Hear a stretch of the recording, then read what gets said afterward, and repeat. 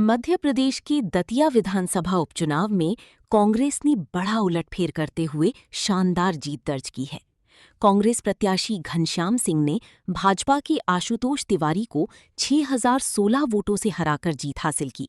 इस नतीजे के बाद कांग्रेस कार्यकर्ताओं में जश्न का माहौल है, जबकि भाजपा के लिए ये परिणाम बड़ा राजनीतिक झटका माना जा रहा है। देखिए, ये कांग्रेस पार्टी की जीत है, ये न्याय की जीत है, ये लोकतंत्र में जनता की जीत है। जिस तरीके से हमारे मुख्यमंत्री का भ्रष्टाचार चल रहा है, जिस तरीके से प्रधानमंत्री की निरंकुशता चल रही है और जिस तरीके से संविधान को समाप्त करने का षड्यंत्र किया जा रहा है, उसके खिलाफ जनता का करारा जवाब है।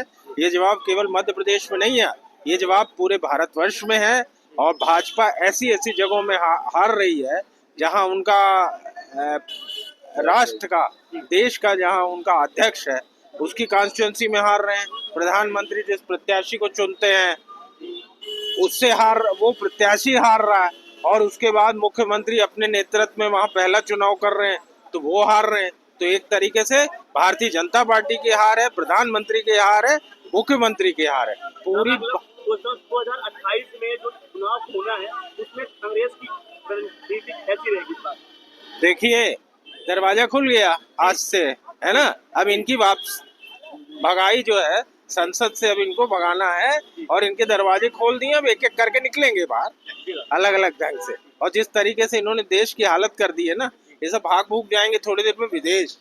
यहाँ जनता इनको भगा देगी। आप देश में कि युवा जो है संसद में घुस रहा है, प्रधानमंत्री के आवास के सामने पहली बार नेता प्रतिपक्ष धरना दे रहा है। ये मामूली बात नहीं है, ऐसा हिंदुस्तान के लोकतंत्र में कभी हुआ नहीं है। और जिस तरीके से लोकतंत्र की हत्या कर रहे थे, उसमें जनता का एक करारा जवाब। दतिया में जो भाजपा की करारी हार हुई है कांग्रेस की, उसको किस तरीके से देखती है आप? दतिया में भी थी।